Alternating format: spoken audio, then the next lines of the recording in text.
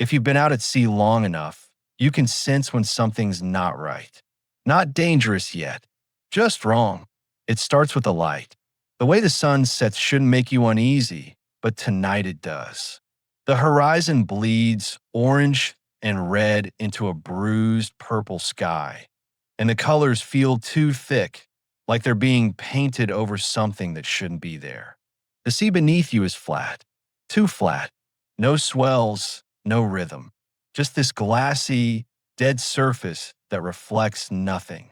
You're standing on the deck of a naval patrol vessel, 3 days into what should have been a routine coastal passage. The kind of assignment officers call easy duty, the kind sailors know better than to trust. Because the sea doesn't care about your schedules or your rankings. It has its own rules and it doesn't explain them. Captain Elias Morvan stands near the bow, hands clasped behind his back, eyes fixed on the horizon. He's 52 years old, gray at the temples, weathered in the way only career sailors get weathered. He doesn't speak often, and when he does, men listen. Not because he's loud or commanding in the theatrical sense, but because he's the kind of man who seems to know what's coming before it arrives. Right now, he's staring at the fog. It appeared about an hour ago, a low, rolling mass of white that seemed to materialize out of nowhere. You've seen fog before. Everyone on this ship has. But this is different. It doesn't drift. It doesn't move with the wind. It just sits there, maybe 2 miles off the starboard bow, like it's waiting. Sir, First Mate Rowan Halleck steps up beside the captain. He's younger than Morvan by a decade, leaner, sharper featured. His voice is calm, but there's an edge to it. We should alter course. Give a wide berth. Morvan doesn't look at him. Why? Because it doesn't look natural. Fog never looks natural when you're heading straight for it. Halleck shifts his weight, glances back toward the helm. With respect, sir, we're not in a rush. We can go around. We're on a schedule, Mr. Halleck. Schedules don't matter if we can't see where we're going. Morvan finally turns his head, just slightly. His eyes are pale gray, the color of distant ice. Are you afraid of fog, Mr. Halleck? There's no mockery in the question, no challenge, just a simple, flat inquiry. And that somehow makes it worse. Halleck holds his gaze for a moment, then looks away. No, sir. Good. Maintain course. Halleck nods and steps back, but you can see the tension in his shoulders. You've sailed with him long enough to know he doesn't spook easily. If he's worried, there's a reason. You look back at the fog. It's closer now. Not by much, but enough to notice. The light is fading fast, the last streaks of sunlight vanishing behind you, and the fog is turning from white to gray. Soon it'll be dark, and you'll be blind. Bosun Calder Voss appears at your side, his broad frame casting a shadow across the deck. He's got a cigarette tucked behind his ear, not lit because the captain doesn't allow smoking on deck. But he keeps it there anyway, like a talisman. Voss is the kind of man who survived something he shouldn't have, and he's been carrying the weight of it ever since. You see it, he mutters, nodding toward the fog. Hard to miss. I don't like it.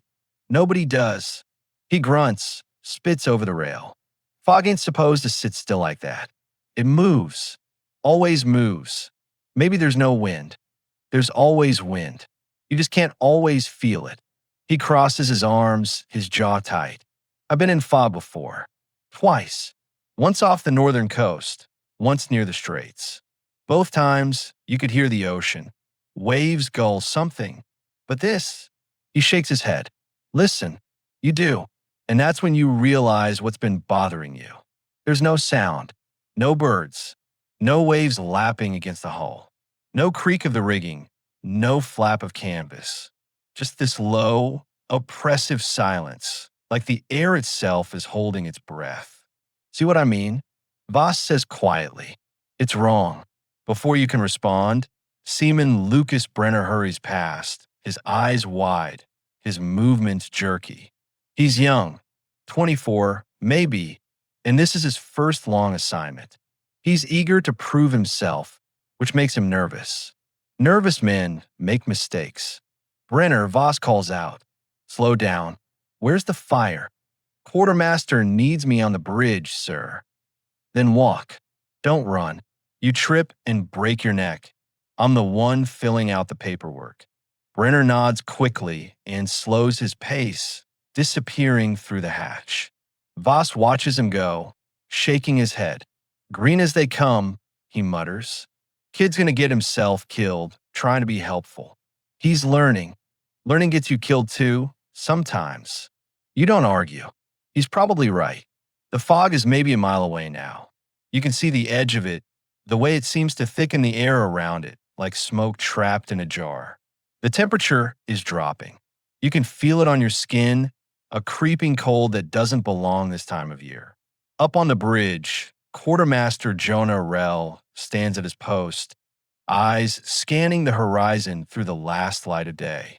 He's a quiet man, the kind who speaks only when necessary, but when he does, people pay attention. He's been navigating by stars and instinct for 15 years, and he's never led a ship astray. Right now, though, he looks uneasy. "Anything?" the captain asks as he steps onto the bridge. Rell shakes his head. "No landmarks, no stars yet, and no reference points once we're inside. We'll navigate by compass and dead reckoning." If the compass holds, Morven's eyes narrow. Why wouldn't it? Rell doesn't answer immediately. He just stares out at the fog, his jaw tight.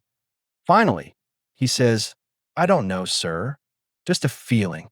Morven studies him for a moment, then nods. "Keep me informed." "Yes, sir." The captain turns and leaves the bridge, his footsteps echoing down the companionway. Rell exhales slowly, like he's been holding his breath, and glances at Brenner. "You ever been in heavy fog, Brenner?" "No, sir." "Then listen close. When you can't see, your ears become your eyes. You hear something, you report it. Don't wait. Don't second guess." "Understood." "Yes, sir." "Good. Now get ready. We're about to lose the light." Brenner swallows hard and nods. And then, as if on cue, the fog swallows the ship. It happens fast. One moment you're watching it approach, the next you're inside it, and the world disappears. Visibility drops to nothing, maybe 10 feet, maybe less. The air turns thick and damp, clinging to your skin like wet cloth. Sound becomes strange, muffled, and distant, like you're hearing everything through a wall. You can barely see the man standing next to you. Voss mutters something under his breath, a curse or a prayer, you're not sure which. His hand tightens on the rail, knuckles white. "Steady," you say, though you're not sure if you're talking to him or yourself. The ship moves forward, slow and careful. You can feel the engines rumbling beneath your feet, the only sound that seems real anymore. Everything else is muted, swallowed by the fog. Minutes pass, maybe 10, maybe more. Time feels wrong here, stretched and compressed at the same time. And then you hear it. A voice. Clear, calm, authoritative. "Helm, steady as she goes. Reduce speed by half." You freeze. So does Voss. The voice didn't come from the bridge. It didn't come from anywhere on the ship. It came from the fog itself, somewhere out in the white void, but it sounded close. Too close. Halek's voice crackles over the speaking tube. "Captain, did you give that order?" A pause. "No." Another pause, longer this time. "Then who did?" No one answers. The fog presses in closer, and in the silence, you realize something. The voice knew the correct command. It knew the protocol. It knew what to say and when to say it. And that's when the real fear sets in. Because whoever, or whatever, is out there in the fog, it understands how this ship works. It understands chain of command. And it just gave an order. You stand there, frozen, waiting for someone to speak. To explain. To tell you that it was just an echo, a trick of the fog, something rational. But no one does. because deep down, you all heard the same thing. And you all know this isn't over, it's just beginning. The silence after the voice is worse than the voice itself. You're all standing there, scattered across the deck in the fog, unable to see each other, but knowing everyone heard the same thing. Nobody moves, nobody speaks, because if you acknowledge it, if you name it, then it becomes real. And none of you want it to be real. Captain Morven's voice cuts through the murk, steady and measured. All hands, maintain positions. Mr. Halleck, report to the bridge. You hear footsteps, quick, purposeful, as Halleck moves through the fog. Somewhere behind you, Voss exhales slowly, like he's been holding his breath. Did you start? Yeah, he cuts you off. I heard it. Where did it come from? Everywhere. Nowhere. He spits over the rail, a nervous habit. Don't matter where it came from. Matters what it said. It gave an order. A correct order. Voss's voice drops lower. That's what worries me. He's right. The voice didn't just speak. It commanded. And it commanded properly, using the exact terminology a naval officer would use. Held position. Speed reduction. It knew. You hear more footsteps, then Brenner's voice, shaky and young. Sir, Quartermaster Rell wants to know if we're altering course. Negative. Morven's voice echoes from somewhere in the white. Maintain heading. All watch stations, report status. One by one, voices call out from different parts of the ship. Bow watch, clear. Stern watch, clear. Port side, clear. Starboard side, clear. Each report sounds hollow in the fog, like the words are being swallowed before they can travel far. And then from somewhere out in the void, that voice again. Captain Morven. You feel your blood turn cold. It knows his name. There's a long pause. You can almost hear Morven's mind working, calculating, trying to rationalize what he's hearing.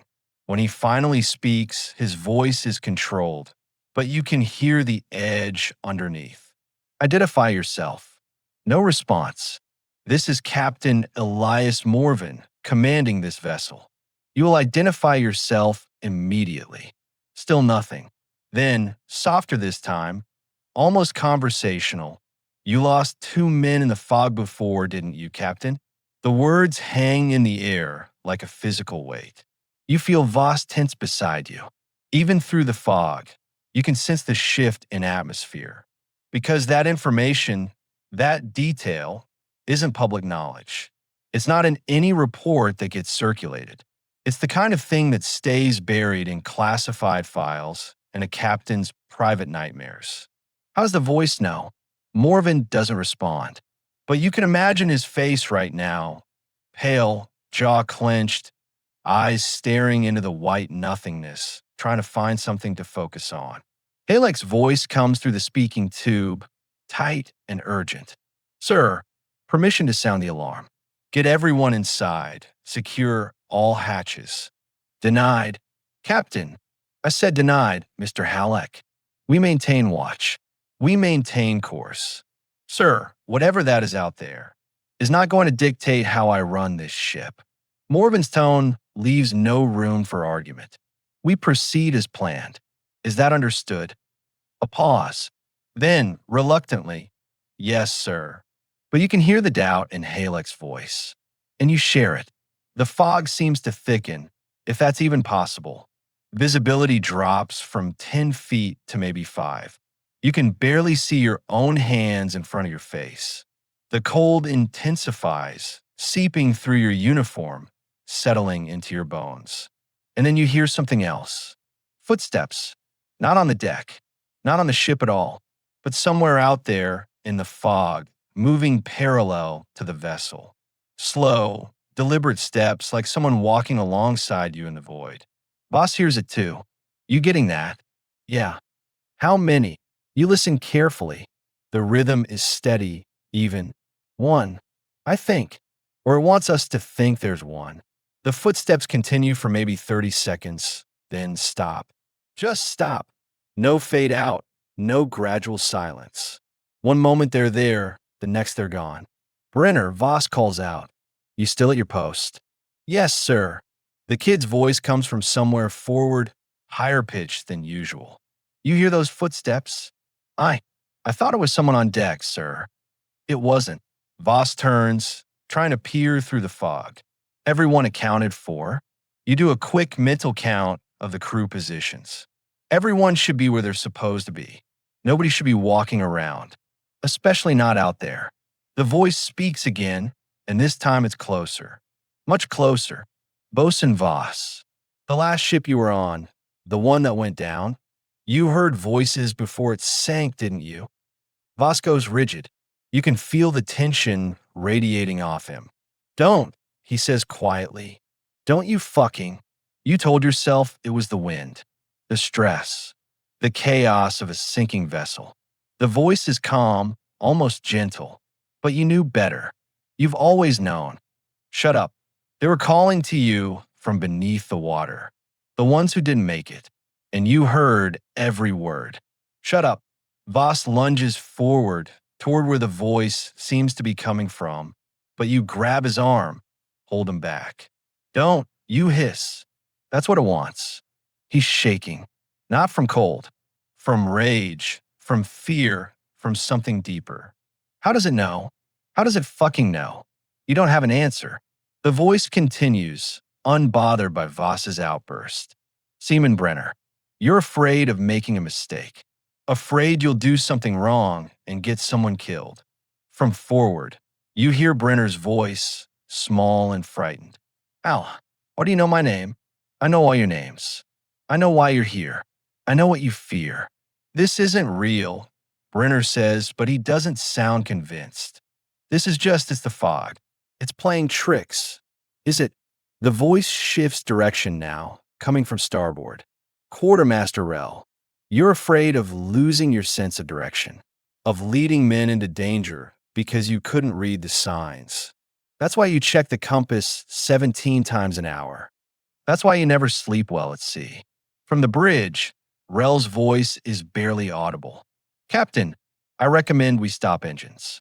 Full stop, until we can determine what's happening. Negative. We maintain. Captain, Halleck's voice cuts through, sharp and urgent. With all due respect, sir, we need to consider the possibility that we're dealing with something unusual. There's nothing unusual about fog, Mr. Halleck. That's not fog speaking to us. Then what is it? Morven's voice rises for the first time. Tell me, Mr. Halleck, what rational explanation do you have for voices in the fog? Halleck doesn't answer immediately. When he does, his voice is quieter. I don't have one, sir. Then we proceed on the assumption that there is a rational explanation. We do not abandon protocol. We do not panic. We continue. But even as he says it, you can hear the uncertainty creeping into his voice. The captain is a man who believes in order, in hierarchy, in the chain of command. But what do you do when the chain of command is being challenged by something that shouldn't exist? The voice speaks again, and this time it's everywhere. Not from one direction, but from all directions at once surrounding the ship. Reduce speed. Come to bearing 270. You have an obstruction ahead. 30 meters. Halleck's voice snaps through the speaking tube. Obstruction? What obstruction? Rel, do you see anything? Negative. No visual. No sound. Nothing. Then how does it do as it says? Morven interrupts. Everyone freezes. Captain, Halleck sounds stunned. Come to bearing 270. Reduce speed. Sir, you can't be. That's an order, Mr. Halleck. There's a long, painful silence. Then you hear the helm turning, the ship adjusting. The engines throttle down, and the vessel slows. Everyone holds their breath. You're counting in your head. 10 meters. 20. 25. And then you hear it. A low, grinding sound. Wood on metal. Something solid. Something massive, passing just feet from the bow. A derelict, or debris, or a reef that shouldn't be here. Whatever it is, it was exactly where the voice said it would be. And if you hadn't turned, you would have hit it. The silence that follows is absolute. Voss speaks first, his voice hollow. It saved us. It knew, you add quietly. It saw what we couldn't. Then what the hell is it? Voss demands. Nobody answers. Because the real question isn't what it is. The real question is what it wants. And why it's helping you. The voice returns, calm and measured. Resume course. Bearing 315. Maintain current speed. Morven doesn't hesitate this time. Mr. Halleck. Bearing 315. Hi, Captain. And just like that, you're following it. Whatever is out there in the fog, speaking from nowhere, knowing everything. It's not just talking anymore. It's guiding you. It's in command. And the terrifying part? You're listening. You've been following the voice for 20 minutes now. 20 minutes of blind navigation through fog so thick you can taste it. 20 minutes of commands issued from nowhere, obeyed without question. 20 minutes of realizing that whoever, whatever, is out there knows this passage better than any of you. And that should be impossible, because there are no charts for fog, no maps for the invisible. Yet every turn the voice calls out, every speed adjustment, every minor course correction, all of it feels precise, calculated, like it's walking you through a maze only it can see. Captain Morven stands on the bridge, hands behind his back, staring into the white void. He hasn't spoken in several minutes, just listens, processes, and relays the voice's commands through Halleck.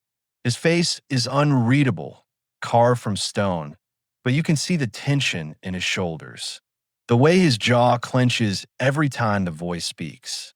He's a man who built his entire career on control, on order, on the belief that discipline and protocol can overcome any obstacle. But control means nothing when you can't see what you're controlling. And protocol doesn't account for voices that know your past. Helm, reduced to 1/4 speed, the voice instructs. You're approaching a convergence. Currents will pull you starboard. Compensate 2 degrees port. Halleck repeats the command. The helm responds. The ship adjusts. And sure enough, you feel it. A subtle tug, a shift in the water beneath you. The current the voice predicted. Exactly when it said it would happen. Rel's voice comes through the speaking tube. Strained. Captain, the compass is drifting. Morven's eyes narrow. Drifting how? 2 degrees. 3. It's not holding steady, sir. Malfunction. No, sir. The mechanism is fine. It's the field. Something's interfering. Or guiding. Voss mutters from his position on deck.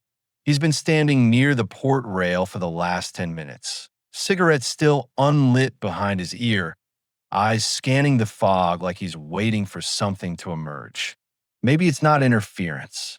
Maybe it's intentional. You step closer to him. You think the voice is controlling the compass? I think the voice is controlling a hell of a lot more than the compass. He spits into the fog. Think about it. It knew about the obstruction before we saw it. It knew about the current before we felt it. It's not reacting to the fog. It's part of it. That doesn't make sense. None of this makes sense. But here we are, taking orders from something we can't see, and so far. He laughs bitterly.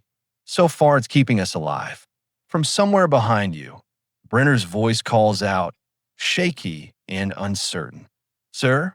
Bosun? I think I see something. Voss turns sharply. Where? Starboard side. Maybe 20 feet out. I thought I saw movement. You and Voss move to the starboard rail, peering into the fog. At first, there's nothing. Just the endless white, the muffled sound of water against the hull. But then you see it too. A shape. Vague, indistinct, like a shadow passing through smoke. It's there for maybe 3 seconds, then it's gone. What the hell was that? Brenner whispers. Could be debris. You offer, though you don't believe it. Debris doesn't move like that, Voss says flatly. That was deliberate. That was aware. The voice speaks again, and this time there's something different in its tone. Not warmth, Exactly, but something closer to familiarity.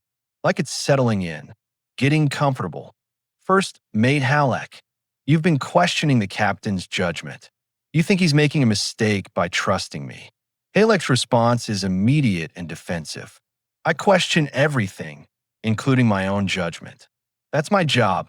Your father questioned too, right up until the moment the sea took him. Silence. You can almost hear Halleck's breath catch. You never found his body, the voice continues. You were 17. You waited at the dock for 3 days, certain he'd come back. But he never did. And you've spent every day since wondering if he called out for help, if anyone heard him, if he died alone. Stop. Halleck's voice is barely above a whisper. You don't want to end up like him. That's why you question. That's why you second guess. Because you're terrified of the moment you stop thinking and just sink. I said stop, but you're already sinking, Mr. Halleck. You just haven't realized it yet. From his position on the bridge, Morven finally speaks. Enough. The voice doesn't respond. I don't know what you are. Morven continues, his voice hard and controlled. I don't know how you know the things you know, but this is my ship. These are my men, and I will not allow you to. You will not allow. The voice cuts him off, and for the first time, there's an edge to it. Not anger, something colder. Captain Morven, you don't allow anything here. You follow. You obey. Just like you did 17 months ago when your superiors ordered you to take that route through the fog. Just like you did when you led those 2 men into the white and couldn't bring them back. Morven's face goes pale. You think about them every day, the voice says. Their names. Petty Officer Garrett. Seaman Apprentice Dorn. You see their faces when you close your eyes. You hear their voices calling for help in the dark. And you wonder, every single day, if you could have saved them. That's enough, Morven says, but his voice has lost its command. It's hollow now. Empty. You couldn't save them then. What makes you think you can save anyone now? The words land like a hammer. You can see in Morven's posture, the way his shoulders slump just slightly, the way his hands tighten behind his back. He's not just being challenged, he's being dismantled, and everyone on this ship can hear it. Halleck's voice comes through, quiet and tense. Captain, orders. Morven doesn't respond immediately. When he does, his voice is barely audible. Maintain course. Sir, I said maintain course, but there's no conviction in it anymore. The authority is gone, and the crew knows it. You look at Voss. He's staring at the deck, jaw clenched, hands gripping the rail so hard his knuckles are white. This is how it wins, he says quietly. Not by attacking, by breaking us down, making us doubt, making us weak. Then what do we do? I don't know. He looks up, eyes hard. But I know one thing. We can't keep following it, because it's not guiding us through the fog. Then what's it doing? Voss meets your gaze. It's taking us deeper. Before you can respond, the voice returns, and this time, it's speaking directly to you. You've been quiet, watching, listening, smart, but you're wondering, aren't you? Wondering if you'll make it out of this. If any of you will. You don't answer. Don't give it the satisfaction. You will, the voice says. Most of you. The words hang in the air.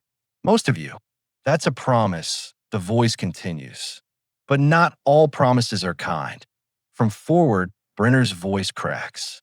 What does that mean? What do you mean, most of us? It means someone pays, the voice says simply. Someone always pays. Pays for what? Brenner demands, panic creeping into his tone. We didn't do anything. We're just following orders. Exactly, the voice says. You're following orders. My orders. And now you're bound to them. Rel's voice cuts through the speaking tube, urgent and breathless. Captain, I've lost the compass entirely. It's spinning. We have no reference. No heading. We're blind. Use dead reckoning. Morven says, but his voice is weak. Dead reckoning requires a starting point, sir. I don't know where we are anymore. Then use the stars.